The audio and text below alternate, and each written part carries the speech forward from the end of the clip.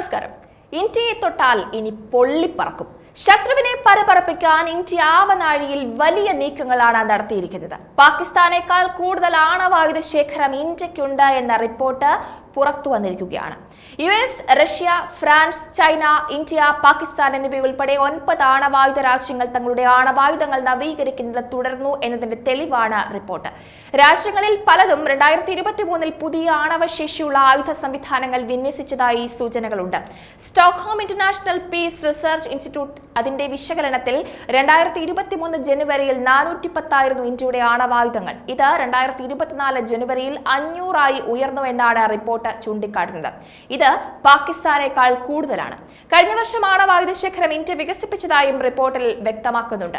America, Russia, Britain, France, ഉത്തര Korea, Israel എന്നീ രാജ്യങ്ങളുടെ ആണവായുധ ശേഖരത്തെക്കുറിച്ചും ഈ റിപ്പോർട്ടിൽ പരാമർശിക്കുന്നുണ്ട്.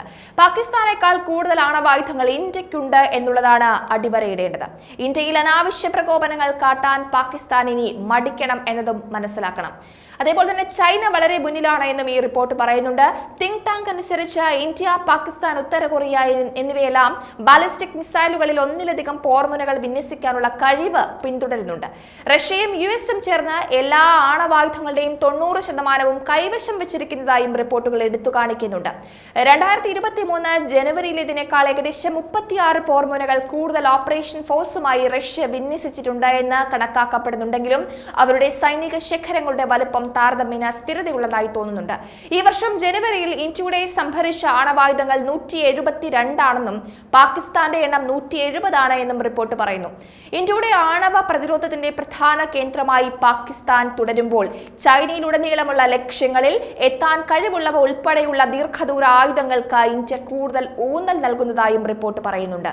ഇന്ത്യയുടെ ആയുധ ഗ്രേഡ് പ്ലൂട്ടോണിയത്തിന്റെ ഇൻവെന്ററി, ആണവശേഷിയുള്ള വിതരണ സംവിധാനങ്ങളുടെ കണക്കാക്കിയ എണ്ണം, ആണവ സിദ്ധാന്തം, ഇന്ത്യൻ ആണവായുധ ശേഖരത്തെക്കുറിച്ചുള്ള പൊതുവായി ലഭ്യമായ വിവരങ്ങൾ, പ്രതിരോധ ഉദ്യോഗസ്ഥരുമായുള്ള സംഭാഷണങ്ങൾ എന്നിവയുടെ അടിസ്ഥാനത്തിലാണ് ഈ എസ്റ്റിമേറ്റ് തയ്യാറാക്കിയതെന്നാണ് പറയുന്നത്.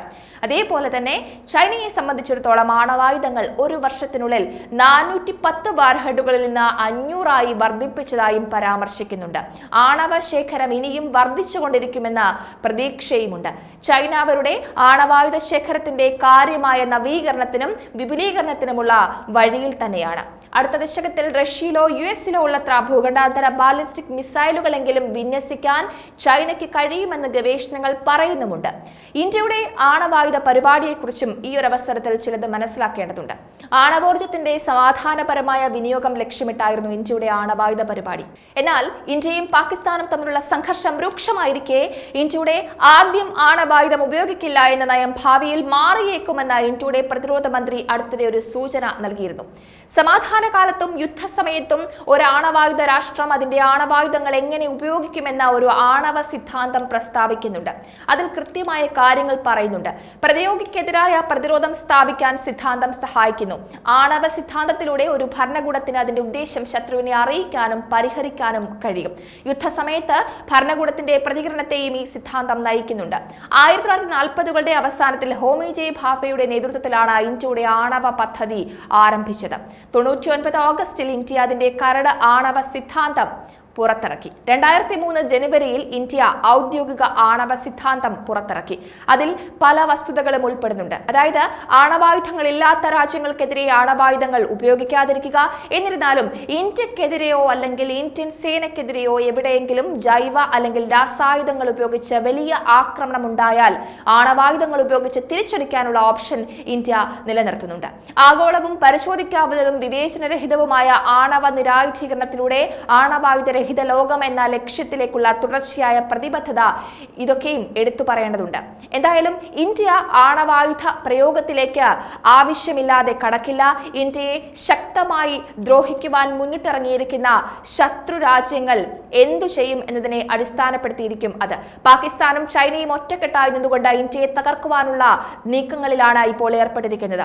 പാകിസ്ഥാൻ നിരന്തരമായ ഭീകരാക്രമണങ്ങൾ ഇന്ത്യയിലേക്ക് അഴിച്ചുവിടുന്ന കാഴ്ചയാണ് നമുക്കിപ്പോൾ കാണാൻ സാധിക്കുന്നത്. അതുകൊണ്ട് തന്നെ പാകിസ്ഥാൻ ഇന്ത്യയോട് കളിച്ചാൽ ആ കളി തീക്കളിയാണ് എന്ന് മനസ്സിലാക്കേണ്ടതുണ്ട്. കാരണം ശക്തമായ ആയുധങ്ങളിലൂടെ ആവനാഴിയിലെ ഉഗ്രന്മാരായ കരുത്തന്മാരായ ആയുധങ്ങളെ കൊണ്ട് ഇന്ത്യ കനത്ത പ്രതിരോധം തന്നെ തീർക്കുമെന്നത് ഉറപ്പാണ്.